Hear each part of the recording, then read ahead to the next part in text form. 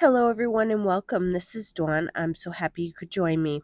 If you're new to my channel, go ahead and click that subscribe button and hit the bell to get my notifications because I'll be having a lot of new content coming out and you won't want to miss it. Today, I'm going to be working with the new Cat Scrappiness Love Doodles Stencil and the Quokka Flower Stamp and Die set. This little Quokka stamp set is just absolutely adorable. So let's get started. The first thing I'm going to do is I'm going to stencil my background. You can use pixie spray or tape to hold your stencil in place. I'm using my magnets. Just make sure whatever you use will hold the stencil in place really good.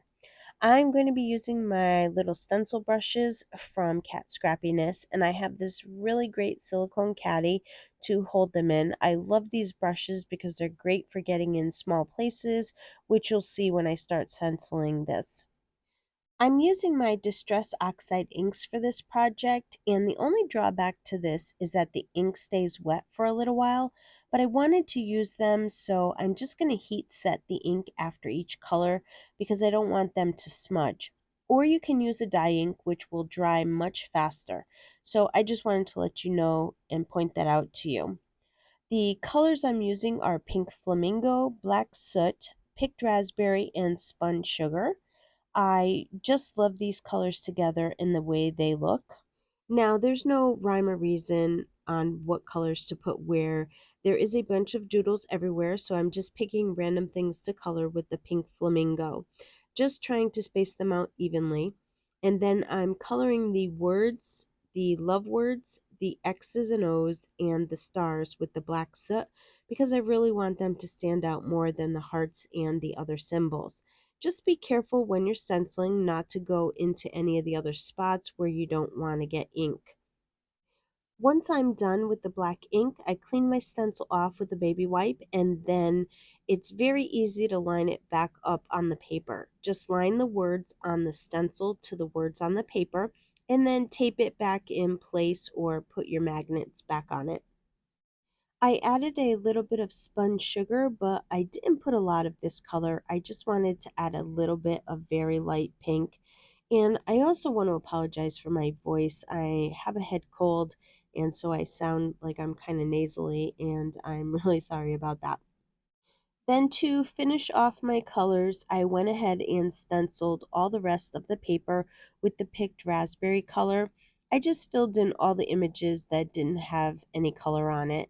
This was the main color that I used the most of because it was the brightest and I just really liked how it looked. When you're all done with the stenciling, make sure to gently pull off the stencil straight up so you don't smudge the paper. And look at how beautiful this came out. I just love it. And you could always heat emboss clear embossing if you wanted to make it shiny. Okay, for the border, I'm going to use the Cat Scrappiness A2 Reverse Scallop dies. I'm using the middle-sized frame and I cut 3 of them from white cardstock. And then I'm going to stack them on top of each other to give the frame dimension. I think when you add dimension to a card, it changes the whole look of it, and I just love how it comes out.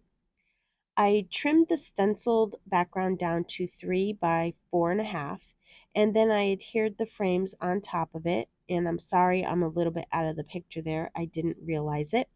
Then I adhered the entire framed background to a piece of black cardstock that I cut to 3 1/8 by 4 3/8.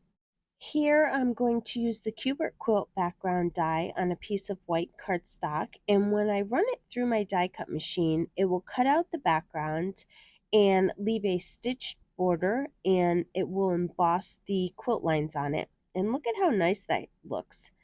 This way you won't have just a plain white background on the card. And now I'm going to assemble the card, and I adhere the quilted background on top of an A2 sized card base. And then I adhered the stenciled background to the middle of the card. To finish off the card, I'm going to heat emboss the sentiment, "Life is so much better with you in it," from the Quokka Flower stamp set. I'm using this Cat Scrappiness embossing tool. You put embossing powder in the bottom of it, and it is refillable. Cat Scrappiness sells the refills, which is really awesome. And the powder comes out of the top of it, and I just kind of pounce it on my paper rather than rub it. And then when I'm done putting the embossing powder on it, the brush retracts back into the tube, and then you can just cover it up. It's really kind of cool. And then I'm going to stamp the sentiment with white pigment ink. I like to use white when I'm embossing with white embossing powder. I feel like it kind of, the sentiment gets less cracks in the words when I do it this way. When my heat tool is good and hot, I just heat emboss the sentiment. I cut the sentiment out with the coordinating die, and then I put foam tape on the back of it and adhere it to the front of the card. And that's going to complete my card for today. This card was really fun to make. I love how you can use multiple colors when stenciling. And I have a bonus card for you that I made that I wanted to share. I used the Quokka Flower stamp and die set along with the Qbert quilt for the background, and then I stenciled the quilt with the coordinating stencil. And then I used the Love Doodles black pad for the bottom of the card. I hope you like these cards. I would love for you to leave a comment below and let me know what you think of them. And if you like the video, please give it a thumbs up and subscribe to my channel so you don't miss out on any new content. Make sure to check out the Cat Scrappiness YouTube channel for more great inspirational videos, along with their website for all their new releases. As always, I want to thank you for spending your time with me and have yourself a wonderful day.